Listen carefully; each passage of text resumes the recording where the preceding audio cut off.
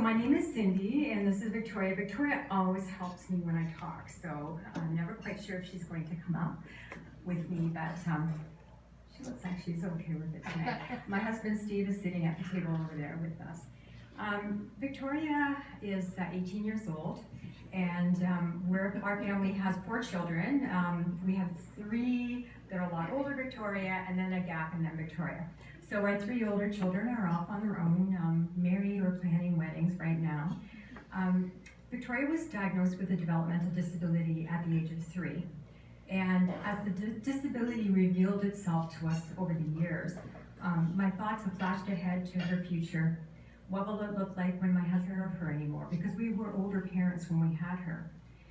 Our other children love their sister, but they have their own lives. One lives out of the province and one lives out of town. So as much as they're involved and love their sister, we knew that we need something more. We can't leave this earth without knowing that there was a plan for Victoria. She has so many amazing strengths, but it is necessary that she's going to have 24/7 supervision. She'll need support throughout the rest of her life, and I know that planning for life for her needs has to be established before we can't do it any longer. It's for this reason that we turned to brokerage to become part of the youth project when Victoria was 15 years old. And it's for, we had many scattered ideas of what we thought might be a good life for her and what we thought she would enjoy, but we had no way of putting it together. There was also, as I know for me, I think for my husband too, this sense of being frozen when it came to difficult decisions regarding things like our will and estate planning, because I had no answers. It was too complicated for me to think about. I was so fearful of reaching out for friendships too for Victoria. What if there's rejection? And yet we all know that we need friendships to keep us going for the rest of our lives. We began meeting with our facilitator Sue Joyner 3 years ago.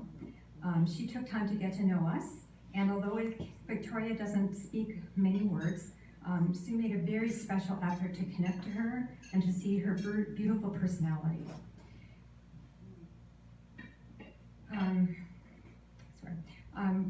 We might not be a candidate for the sort of traditional carving out a completely independent life outside our home, but we still needed the guidance in how to make Victoria's life part of the community and independent of us one day.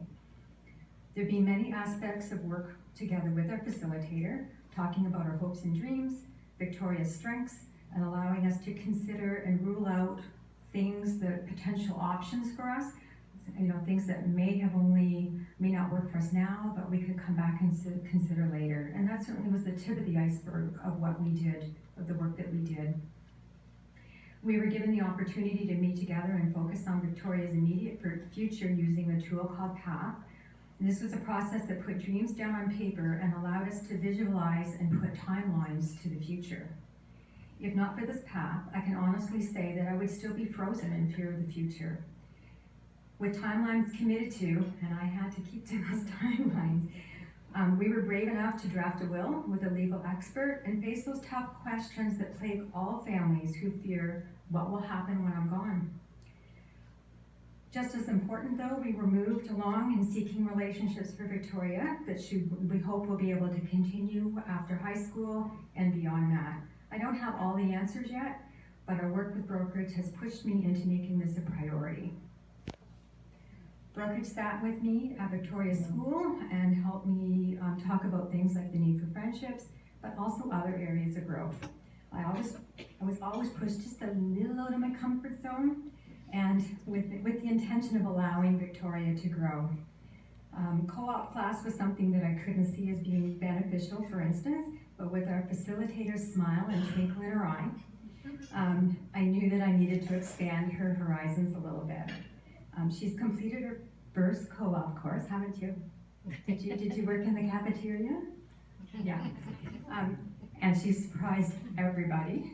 Some of the teachers snuck in to watch her because they couldn't believe some of the things that she was doing independently. Oh my goodness.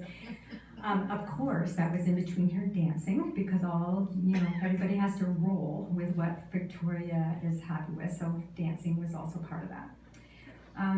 The vision that we developed as we met together, also covered Victoria's community involvement. We had ideas, but again, by completing the path, it made us more focused on these. The opportunities that we were always looking for have come to fruition now as she has a role in her school by volunteering. She tends the door. Actually, she visits play practice and the dance team after school. And because of that involvement in watching them, they've gotten to know her. So last year and again this year, she's going to be volunteering to be at the door at those two, any event that they have. And she takes tickets or she stamps hands.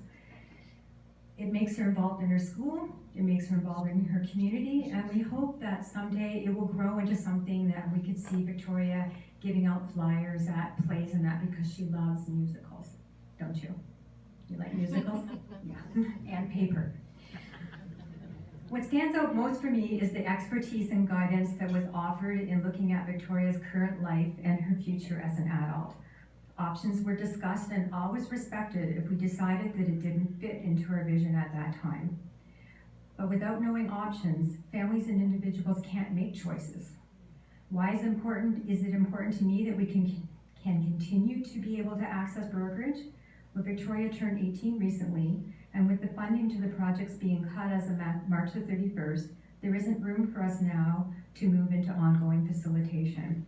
Essentially, we're cut off from accessing this support, but we're only at the beginning of the journey of her adult life. We have big plans and dreams for helping Victoria build a life in the community, but now no facilitator to turn to for our ideas and for options and for guidance. As our ideas have been nurtured and developed, our dream has grown to include purchasing a home for Victoria in a community of our choosing. This would be an ordinary home and a happy life for her, we hope. Obviously, it's not as simple as that, but we would need the time, guidance, and expertise offered by a facilitator to even continue to dream about this. I continue to hope for an independent facilitator to walk beside us as our journey unfolds. Planning will be needed throughout Victoria's lifetime because it's dynamic and ever-changing. We are only at the beginning of her adult life with so much more to accomplish.